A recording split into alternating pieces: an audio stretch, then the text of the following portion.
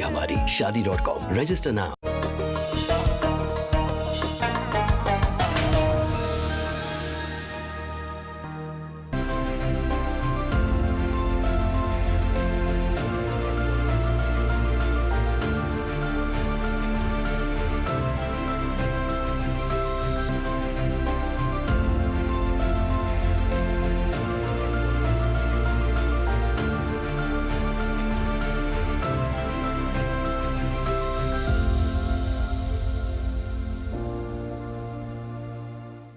आदाब, नमस्कार नाजरीन, मैं हूं आपका मेज़बान मोहम्मद मुस्तहसन रिजवी और दूरदर्शन उर्दू की अहम पेशकश किताब कायनात में आपका खैर मकदम है।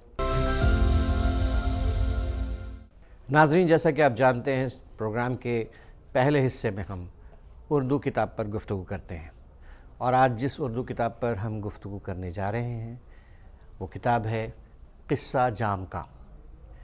ये किताब मशहूर मुसन्निफ़ अदीब नासरा शर्मा की लिखी हुई है और इस किताब पर गुफ्तगू करने के लिए हमारे दरमियान प्रोग्राम में शामिल हैं डॉक्टर अहमद इम्तियाज़ साहब। आपका खैर मकदम हमारे प्रोग्राम में। डॉक्टर अहमद इम्तियाज़ साहब एक नक्काद हैं, मुहक्किक़ हैं। आपका नाम उर्दू अदब में जाना माना है।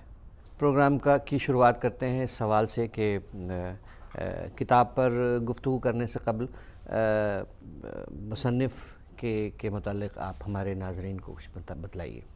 नाज़रीन, नासरा शर्मा हमारी एक बुज़ुर्ग फ़िक्शन राइटर हैं और इनके कई अफ़साने और उसके मजमूए और नावल भी मंज़र आम पर आ चुके हैं और इनको कई अवार्ड भी मिल चुके हैं। व्यास सम्मान और साहित्य अकेडमी अवार्ड भी इनको मिला है। कागज़ के नाव पर इन्हें 2019 में इनको व्यास सम्मान मिला था और कहानी बहुत अच्छा लिखती हैं और इनका ताल्लुक़ तो इलाहाबाद से है, लेकिन ये क़याम इनका दिल्ली में रहा है और अभी भी दिल्ली में रहती हैं। ये जो जिसकी बात हम कर रहे हैं कि क़िस्सा जाम का, ये एक खुरासान जो ईरान का हिस्सा है और ग्रेटर ईरान का हिस्सा है, उसमें कई ममालिक शामिल हैं, अफ़गानिस्तान के भी कुछ हिस्से शामिल हैं। तो उस जगह की जो तहज़ीबी रवायत रही है, वहाँ जो किस्से सीना पे सीना चले आते हैं, लोक अदब जिसे हम कहते हैं, लोक कहानियाँ जिसे कहते हैं, कि उस ताल्लुक़ से इन्होंने वहाँ की कहानियाँ जमा की हैं इसमें और बिल्कुल उसको तर्जुमा नहीं कहेंगे बल्कि सुनकर उन्होंने तबाज़ात शक्ल दे दी है। जो किताब का नाम है क़िस्सा जाम का, इसके मुतालिक हमारे नाज़रीन को बताएं। हाँ, ये भी एक किस्सा ही है इसके दरमियान में, उसी को इन्होंने अपनी पूरी किताब का उन्वान बनाया है। इसमें एक सुलेमान और बिल्कीस की कहानी है और सुलेमान एक बादशाह है, बिल्कीस उनकी बेगम है और मोहब्बत में एक फरमाइश करती हैं बिल्कीस के, सुलेमान तुम मेरे लिए एक ऐसा जाम, एक प्याला, जिसे जाम के माने हैं प्याला के, तो एक ऐसा प्याला बनाओ जिसमें किसी इंसान की मिट्टी शामिल ना हो, यानी कि अल्लाह ताला ने ऐसी तख्लीक की हो, तो सब जगह की मिट्टी यूज़ की है, इस्तेमाल की गई है, लेकिन ऐसी मिट्टी इस्तेमाल करो उस प्याले को बनाने में जिसमें इंसान की मिट्टी शामिल ना हो।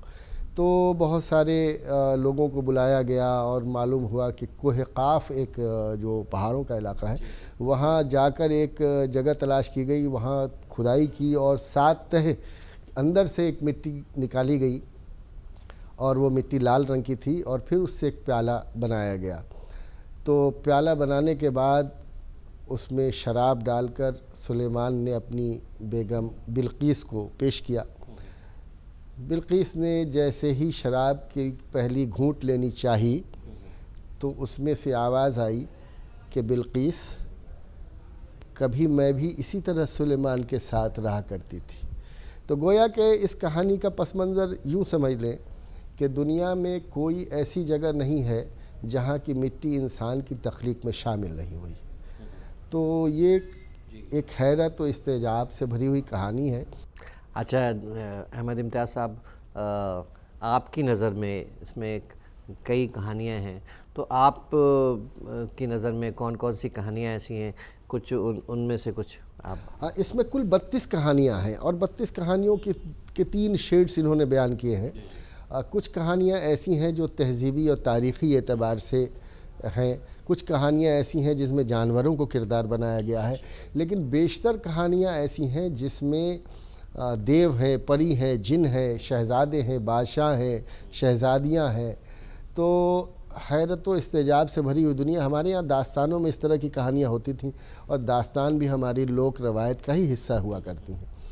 तो एक तरह से ये देखें कि ये जो लोक कहानियाँ होती हैं वो असातीरी जो मामला है, तारीख़ व तहज़ीब से पहले के वाक़यात होते हैं उसमें, तो उसको इसमें शामिल किया गया है। और ज़ाहिर है कि लोक अदब में आजकल की जो हमारी कहानियाँ लिखी जा रही हैं उसकी जड़ें हमारी लोक अदब में, हमारी लोक रवायत में है। और लोक अदब या लोक रवायत जो है वो किसी एक मखसूस मुल्क में पोशीदा नहीं है, उसकी जड़ें मुख्तलिफ़ ममालिक में आप देखेंगे। आप चाइना की कहानियाँ हमारे यहाँ आ रही हैं, आप पंचतंत्र, हितोपदेश जैसी कहानियाँ आप देखें तो ये कहानियाँ ज़बानी बयानियाँ हैं, ये ओरल ट्रेडिशन का हिस्सा है, सीना बसीना चली आती हैं। ये कहानी भी उन्हीं में से एक है। तो खुरासान की कहानियाँ हैं गरचे, और वहाँ लोक अदब का हिस्सा है, उसमें से बहुत सारी कहानियाँ देव पर, परी पर, जिन पर, भूत पर, और ऐसी कि जाहिर है कि ये बच्चों की नफ्सियात को सामने रख के ये कहानियाँ कही गई हैं। नहीं, अब ये कि खुरासान की कहानियाँ हैं, तो खुरासान का सकाफ़ती और तहज़ीबी पस मंज़र वो कहाँ तक इसमें उसका अक्स आता है, या कि वो क्यों अहम है, इस पर कुछ अब देखिए, ऐसा है कि चूँकि हमारी ज़बान का जो बेशतर हिस्सा है, यानी जो उर्दू ज़बान में है जिसको कहूँगा, कि उर्दू ज़बान का ज़बान बदल गई थी। एक ज़माने में तो फ़ारसी ज़बान ही हमारे मुल्क में बोली जाती थी, तो असल में ज़बान बदल गई थी, लेकिन ज़बान के मौज़ूआत नहीं बदले थे, वो मज़ामीन नहीं बदले थे। इसलिए चाहे आप हमारे अदबियात में देखें तो नदी या गुलाब या फूल के नाम देखें, वो सब ईरानी हैं। तो हमारे उर्दू अदबियात पर ईरानी जो तहज़ीब के असरात बहुत गहरे हैं। तो ज़बान के अतबार से आप कहानियों में देख लें, आप शायरी में देख लें, या दूसरे किस्म की जो नस्र है हमारे यहाँ, उन सब में देखें, पूरी कहानी जो हमारे यहाँ मसवियाँ हैं वो उसमें ईरानी फूलों का ज़िक्र है, ईरानी पहाड़ों का ज़िक्र है, ईरानी नदियों का ज़िक्र है। इसी तरह हमारी गज़लों में भी आता है, हमारे किस्से कहानियों में जो दास्तानें कही गई हैं उनमें भी। तो बाज़ दास्तानें उसी इलाके से आई हैं। नीशापुर आप देखें, हिरात देख लें, आप इधर चले आए अफ़गानिस्तान, ये पूरा खुरासान जो है एक समझ लें कि एक बड़ा रकबा है इसका। उसकी सरहदें पाकिस्तान से भी मिलती हैं, उधर चीन से भी मिलती हैं, और उधर आप देखें कि अफ़गानिस्तान के भी कुछ हिस्से, काबुल वगैरह भी, तो वो खुरासान ही का हिस्सा है। तो यहाँ से कहानियाँ हमने बचपन में पढ़ी थी, काबुली वाले है ना, काबुल से आते हैं, वो अपना किस्सा सुनाते हैं। ये सारी कहानियाँ ट्रैवल करती हुई, सफ़र करती हुई हमारे अदबियात में शामिल हो गई हैं।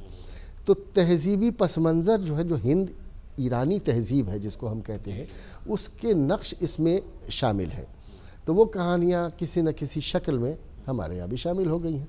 तो उर्दू अदबियात में ये चीज़ है, और ये हमें एक अलग से हमारे जहन को एक बहुत मुनव्वर कर देती हैं।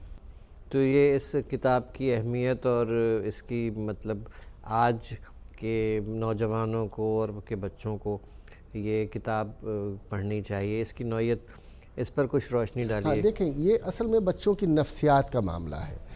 बच्चे इस्तेजाब चाहते हैं, हैरत में भरी हुई चीज़ों में डूबते हैं, तो उनका जहन काम करता है। और बच्चे तो होते हैं बच्चे, उनके लिए तो परी, देव, जिन, इस तरह की चीज़ें, कोई ऐसी अंगूठी, कोई ऐसी छड़ी जो है, ऐसा कोई कुआं है। जैसे इसी में एक वाक़या है कि एक कुएं में एक काफ़िला गुज़रता है और कुएं से पानी निकाल कर पीता है। एक दिन मालूम हुआ कि जो जा रहा था कुएं में पानी पीने के लिए, तो बस उसकी कटी हुई गर्दन बाहर आती है। तो उसकी तरकीब ये हुई कि भाई उसमें ज़रूर कोई सांप बैठा होगा।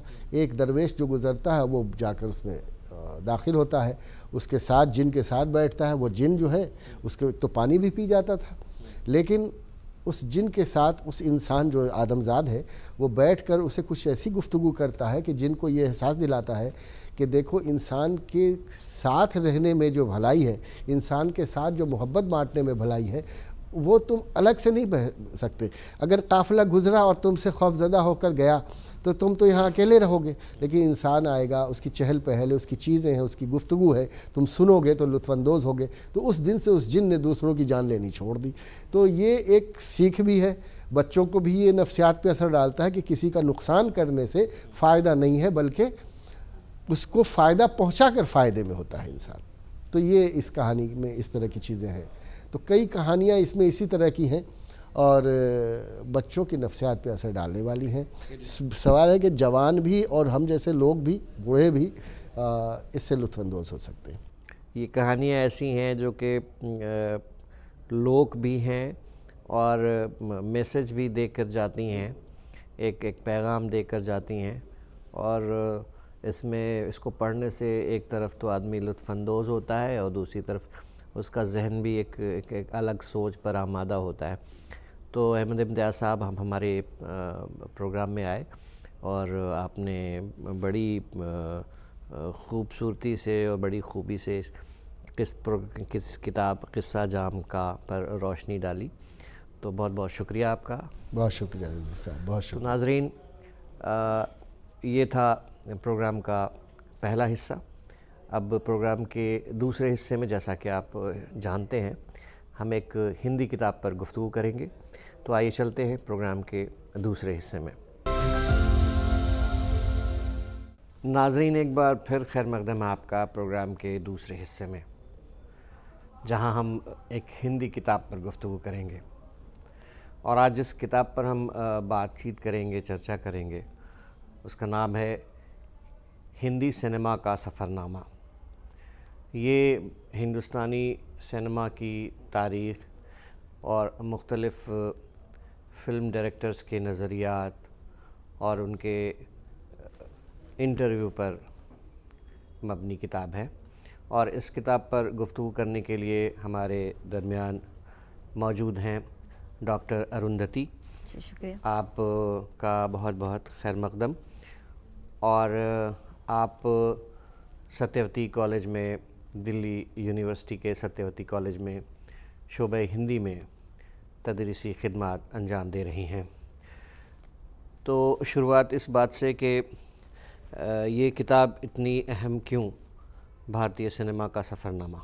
जी, आपकी बात बहुत सही है कि किताब ये इतनी अहम क्यों। तो इस पर मैं बात करना चाहूँगी कि इस किताब में जिस तरह से निर्देशकों की नज़रों से या फिर फ़िल्म बनने की प्रक्रिया में जितने भी पहलू जुड़े होते हैं, उस सारे पहलुओं पर उनसे जुड़े हुए लोगों को जिस तरह से शामिल किया गया है, चाहे साक्षात्कार के माध्यम से, चाहे लेख के माध्यम से, तो हमारे सामने फ़िल्म निर्माण की पूरी प्रक्रिया खुल जाती है। ना सिर्फ फ़िल्म निर्माण की प्रक्रिया, बल्कि 110 सालों का जो है भारतीय सिनेमा का इतिहास रहा है, जी, वो पूरा विकास कैसे हुआ, किस तरह से अंतर्वस्तु के स्तर पर, कंटेंट के स्तर पर, या बाकी फ़िल्मों के स्तर पर देखिए कि कला के स्तर पर क्या परिवर्तन आया, जनता की सौंदर्य अभिरुचि में क्या परिष्कार हुआ, उस सब पर ये बात जो है ये किताब करती हुई हमें दिखाई देती है। तो इस मायने में बड़ी महत्वपूर्ण किताब है। आप ये बताइए कि जो महेश भट्ट साहब का एक इंटरव्यू है, गुलजार साहब का इंटरव्यू है, तो उस इंटरव्यू के ज़रिए ये किताब क्या कहना चाहती है? जी, महेश भट्ट साहब का लेख है और गुलजार साहब का साक्षात्कार है और एक लेख चंद्र प्रकाश द्विवेदी जी का भी है। ये जो तीनों लोगों को शामिल किया गया है इस किताब में। साक्षात्कार की पहले मैं बात करूं, गुलजार साहब ने जिस तरह से हिंदी फिल्मों के विषयों पर बात की है कि किस तरह से धीरे धीरे फिल्म तो बहुत आगे बढ़ती गई, तकनीक के पक्ष में हम देख लें या फिर उसके मार्केट बाज़ार की हम बात कर लें, लेकिन विषयों की जो कमी है, क्योंकि फ़िल्म कहीं ना कहीं जीवन से दूर होता गया। आम इंसानों की जो परेशानियां हैं उसको एक चमक धमक में लपेट कर कहने की जो कहानी की जो पूरी कयावत है, जो आप देखिए कि वहाँ से शुरू होती है पारसी थिएटर से, वो फिल्में अभी तक लेकर चलती आती हैं। तो इससे क्या हुआ है, गुलजार बहुत ज़ोर दे के कहते हैं कि हमारे यहाँ बंटवारों पर फिल्म नहीं बनी, पहली बार बनी तो 1970 में गर्म हवा बनी। तो ये बात इस बात को दिखलाती है कि हमारे समाज में जो हो रहा है हम उस पर फिल्म बनाने से बचते रहे हैं। 47 में बंटवारा होता है लेकिन फिल्म आती है 70 में। इसी तरीके से अभी जिन परेशानियों से हम जूझ रहे हैं फिल्में उन पर बात नहीं करती है। तो इस लिहाज से ये जो साक्षात्कार हैं निर्देशकों के जो बात करते हैं, सिप्पी साहब का इसमें साक्षात्कार है, एन चंद्रा साहब का साक्षात्कार है, तो फिल्मों के विभिन्न पक्षों के बारे में बहुत अच्छे तरीके से ये लोग अब जितनी समस्याएं हैं उसको उठाते हैं। दूसरी तरफ जो 2 लेख है महेश भट्ट साहब की आपने बात की, या फिर हम चंद्र प्रकाश द्विवेदी सर का जो लेख है उसको देखें, दोनों लेखों में भारतीय सिनेमा के इतिहास को जितनी बारीकी से देखा गया है वो बड़ा महत्वपूर्ण है। महेश भट्ट साहब ने तो विषय से लेकर उसकी प्रस्तुति तक पर क्या एक प्रोग्रेस रहा, कैसे भारतीय राजनीति का फिल्मों पर प्रभाव रहा, किस तरह से जो जनता से संबंधित विषय हैं वो भारतीय राजनीति और सत्ता से प्रभावित होते रहे, उनकी भी बात इन्होंने बड़ी खूबी से कही है। इसी तरीके से चंद्र प्रकाश द्विवेदी जी ने जो अपने लेख में समस्याएं उठाई हैं कि हमारी फिल्में जो हैं अपनी संस्कृति इतिहास के बारे में ज़्यादा बात नहीं करती है। हम बात करें हॉलीवुड की, अगर हम बात करें फ्रेंच फिल्मों की या जर्मन स्पेनिश फिल्मों की, तो वहाँ पर अपनी संस्कृति और परंपरा को लेकर एक बड़ा सम्मान का भाव है। वहाँ पे बड़े पैमाने पर ऐसी फिल्में बनी हैं जिसमें इतिहास की बात है, ऐतिहासिक पात्रों की बात है। लेकिन हमारे यहाँ उस मायने में जो फिल्में हैं हमारी, वो कमर्शियल सिनेमा के अंतर्गत रहकर रुक जाती हैं, वो उस गंभीरता से हमारे इतिहास के प्रश्नों को नहीं उठाती है। तो वो उन्होंने कहा है कि इन चीज़ों पर हम भारतीय सिनेमा को देखना होगा। अच्छा, इसमें जो जैसे इसके 5 हिस्से हैं, तो एक हिस्सा इसमें जो कि मौसीकी और क्या कहते हैं रक़्स पे भी बात करता है, म्यूज़िक एंड डांस पे, उसमें क्या कुछ देखा आपने? जी, इसमें विशेष तौर पर कैलाश खेर का एक साक्षात्कार है, या प्रसून जोशी ने एक लेख लिखा है, इन लोग खयाम साहब का भी एक साक्षात्कार है। तो कहीं ना कहीं जो भारतीय सिनेमा है उसमें संगीत का क्या महत्व है और संगीत का क्या पूरा का पूरा प्रभाव पड़ता है उस कला निर्माण की प्रक्रिया के दौरान, उसकी बात की गई है। जैसे कैलाश खेर ने बड़ी बहुत जोर देकर जो सूफियत है वो बात करते हैं कि बॉलीवुड जो है, बॉलीवुड यानी हिंदी सिनेमा में विशेष तौर पर, क्योंकि फिल्म तो बात करती है भारतीय सिनेमा पर, क्षेत्रीय सिनेमा भी शामिल है, लेकिन विशेष तौर पर उनकी बात जो केंद्रित है कि बॉलीवुड में जिस तरह से सूफी संगीत को अपनाया गया और पुरानी परंपरा से लेकर आज तक हम देखें कि उसकी पूरी की पूरी एक रवायत मौजूद है, वो उस पर बड़ा जोर देते हैं और कहते हैं कि ये कहीं ना कहीं हमारी परंपरा और संस्कृति में जो विद्यमान सूत्र हैं उसका ही एक प्रकटीकरण है। तो कैलाश खेर ने बहुत अच्छा वो साक्षात्कार हम कहें कि उन्होंने इन मुद्दों को उठाया, बहुत बड़ी बात है। अब एक अध्याय इसमें, एक बाब इसमें क्षेत्रीय सिनेमा का भी है, उस पर कुछ रोशनी डालिए। जी, इसमें बहुत विस्तार से जिस तरीके से भोजपुरी फिल्मों से लेकर पंजाबी, उसके बाद असमिया फिल्मों पर जिस तरह से बात की गई है, बांग्ला फिल्मों पर बहुत ज़्यादा केंद्रित है ये किताब। लेकिन जो मुझे बात समझ में आई कि हर पहलू कि क्षेत्रीय सिनेमा हमारा ऐसा सिनेमा है जिसने कई पक्ष उभारे हैं। जैसे हम मेन स्ट्रीम सिनेमा जिसे कहते हैं, मेन स्ट्रीम सिनेमा पे जो आरोप लगते रहे हैं कि विषय छूट जाते हैं, कहीं ना कहीं उसकी भरपाई क्षेत्रीय सिनेमा के द्वारा होता है। विशेष तौर पर अगर मैं बात करूं तमिल और बांग्ला सिनेमा, जिस पर इस पर बात भी की गई है कि निरंतर सत्यजीत राय के योगदान से हम सभी परिचित हैं, और इसमें 2 लेखों में जिस तरह से सत्यजीत राय की पूरी ये जो फिल्म इंडस्ट्री को लेकर एक पूरा कंट्रीब्यूशन है उस पर बात होती है, बड़ा महत्वपूर्ण है। और वो दोनों ही लेख इस बात पर केंद्रित है कि किस तरह से उन्होंने भारतीय सिनेमा की कला को ही बदल डाला। जिस सौंदर्य अभिरुचि की मैं अभी बात कर रही थी कि जनता के ऊपर ये थोप दिया जाता है कि जनता नहीं समझ सकती, गंभीर सिनेमा नहीं समझ सकती, समानांतर सिनेमा नहीं समझ सकती, ऐसी हालांकि बात नहीं है। फिल्में उसके लेवर की होनी चाहिए कि वो जनता को बांध सके, तो वो चीज़ हमें यहाँ दिखाई देती है। और एक बाज़ार जो हाल फिलहाल में भोजपुरी सिनेमा का खड़ा हुआ है, जिसमें कई आरोप कई विवाद लगते रहे हैं, उसके कारणों की भी पड़ताल ये लेख करता है और कहता है कि कहीं ना कहीं हमारी जो मेन स्ट्रीम फिल्में हैं, मुख्य धारा की फिल्में हैं, उसने एक वर्ग को क्या किया कि हाशिए पर डाल दिया, उसे किनारे कर दिया। उन मज़दूरों की बात, उस तबके से आने वाले लोगों की बात को उसने छोड़ दिया। तो उसका फ़ायदा उठाकर उसे खास तरीके से भले मसाले में लपेट खाली जगह को भरने का काम किया। तो भले ही वो हमें उतना रुचिकर ना लगता हो, लेकिन वो पैदा तो उसी स्पेस से हुआ है जिसे मेन स्ट्रीम सिनेमा ने पैदा किया है। और इसी तरीके से पंजाबी फिल्मों की भी जो पूरी यात्रा देखी गई है यहाँ पे, तो वो भी बड़ी महत्वपूर्ण है कि कहाँ कलात्मक फिल्मों से लेकर कमर्शियल फिल्मों का जो सफ़र है वो पंजाबी फिल्में तय करती होती है। तो इस मायने में बड़ी ही महत्वपूर्ण किताब है कि उन सभी पहलुओं को उठाती है। जब भी हम फिल्मों की, भारतीय सिनेमा की बात करते हैं, जो भी हमारे जहन में सवाल आते हैं, उन सब पर ये बात करती हुई किताब हमें दिखाई देती है। अब इसमें एक इसका हिस्सा विविध है, जिसमें अलग अलग लोगों के लेख हैं, जो कई तो विभिन्न फिल्म समीक्षक भी हैं और निर्देशकों पर उन्होंने अपनी राय दी है। उस विषय में हमारे नाजरीन को जी, एक जो इसमें बड़ा ही विविध में जो एक आलेख है, वो फिल्मी दुनिया में जो पोस्टर प्रयोग करते हैं हम लोग फिल्म प्रचार प्रसार के लिए, तो उस पोस्टर की दुनिया पर ये जो लेख प्रकाश डालता है किताब, जिस तरीके से हमें ध्यान दिलाती है, वो बड़ा महत्वपूर्ण है। एक पूरी यात्रा है कि कैसे शुरुआती दौर में जब फिल्में बना करती थी, तो फिल्मों के प्रचार प्रसार का इकलौता माध्यम पोस्टर हुआ करता था, और वो पोस्टर तैयार करने में कई बार महीनों लग जाया करते थे, और एक पूरा का पूरा उसके साथ उद्योग खड़ा हो गया था, जहाँ पर कई कलाकार उस उद्योग से जुड़े हुए थे, और जो स्टूडियोज़ होते थे, बड़े बड़े स्टूडियो स्थापित किए गए शुरुआती दौर में। महबूब स्टूडियो के बारे में आप जानते हैं, दादा साहब फाल्के ने भी स्टूडियो को स्थापित किया था, उसकी भी बात इस किताब में आती है। तो वहाँ पर ये बात हुई कि बड़े पैमाने पर कलाकारों को जोड़ा गया फिल्म इंडस्ट्री से, और उन्होंने एक नया, कहें कि एक विभाग ही चालू कर दिया, जहाँ पे ये पोस्टर बनाए जाते थे। तो 70 तक इन पोस्टरों का बड़ा बोलबाला रहा, और लेकिन जैसे ही कैमरे की दुनिया, फोटोग्राफी की दुनिया आ जाती है, तो वहाँ पर ये पोस्टर फिर किनारे हो जाते हैं। फिर फोटो की दुनिया के बाद आज की जो दुनिया है, वहाँ तक कैसे पोस्टर आए, और फिर से उस कलात्मक दौर की याद आती है जहाँ पर हाथ से पोस्टर बनाए जाते थे, जिसमें एक उल्लेख आता है कि M.F. हुसैन भी शुरुआती दौर में पोस्टर पेंट किया करते थे, और बड़े मन से किया करते थे। घंटों वो बॉम्बे के जो होर्डिंग्स हैं, उस पर जाकर लगकर वो पेंट किया करते थे। तो बड़ा रुचिकर वो किस्सा है। तो आप देखेंगे कि उस पूरी यात्रा को जिस तरह से देखते हैं, और अंत में फिर से ये बात हुई कि कलाओं के तौर पर उन पोस्टर्स की वापसी हुई। चाहे राउडी राठौर का पोस्टर हो, वो उसी पुराने ज़माने की याद दिलाता है, या बेशरम का पोस्टर हो, उसमें भी उस पुराने ज़माने की जो परंपरा है उसको फॉलो करने की कोशिश की गई। तो एक कला के तौर पर उसका उत्थान हुआ, फिर समय के साथ वो नीचे गया, और दोबारा हम उसे एस्थेटिक सेंस के रूप में प्राप्त करने की कोशिश कर रहे हैं। तो पोस्टरों की दुनिया पर जिस तरीके से प्रकाश डाला गया है।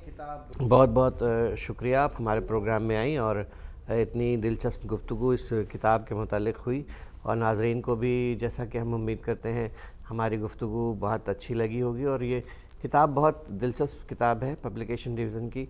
हम चाहेंगे कि आप ज़रूर इसे ख़रीदें, पढ़ें।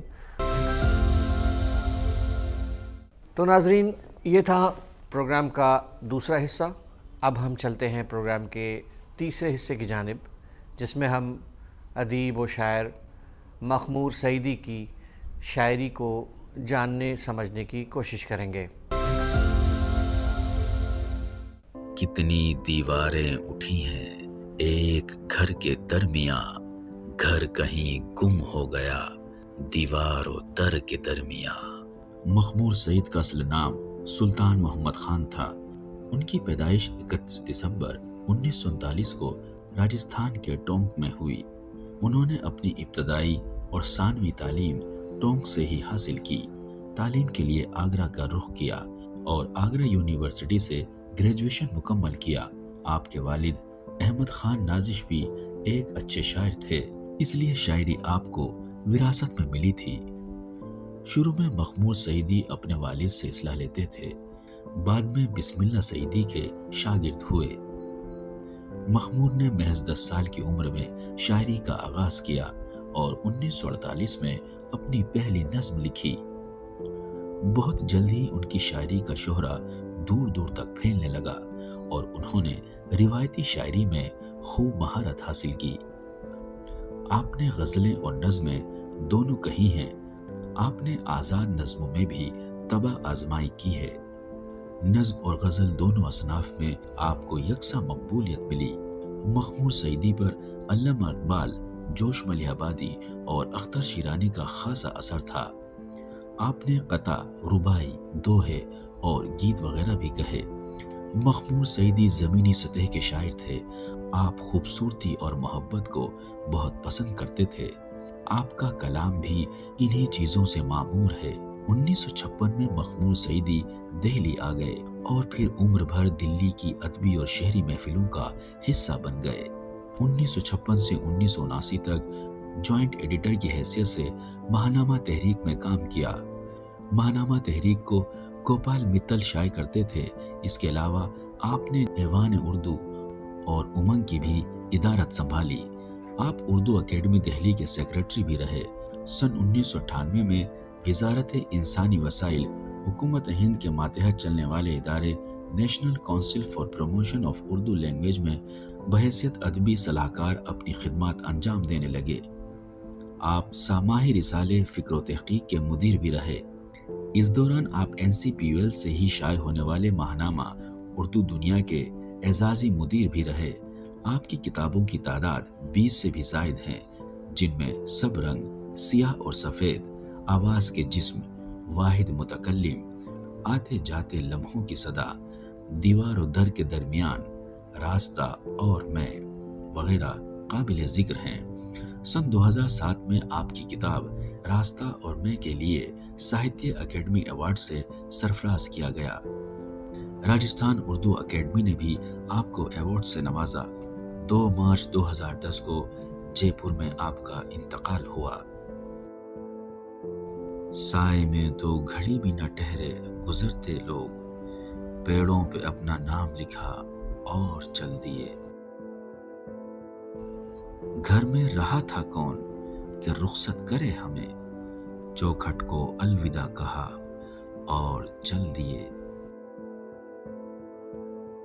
खो से जाते हैं कहीं उसका ख्याल आते ही, हम उसे भूल के भी भूल ना पाए क्या क्या। रखते सफर जो पास हमारे ना था तो क्या, शौक सफर को साथ लिया और चल पड़े। इन खूबसूरत कलाम से हम बआसानी अंदाज़ा लगा सकते हैं कि मखमूर सईदी उर्दू अदब का एक ऐसा नाम है जिसकी खिदमात को फरामोश नहीं किया जा सकता। तो नाजरीन, ये था प्रोग्राम किताब कायनात का आज का शुमारा। अगले प्रोग्राम में फिर मुलाकात होगी। तब तक के लिए मुझे मुस्तहसन रिजवी और प्रोग्राम किताब कायनात की पूरी टीम को दीजिए इजाज़त। खुदा हाफिज़।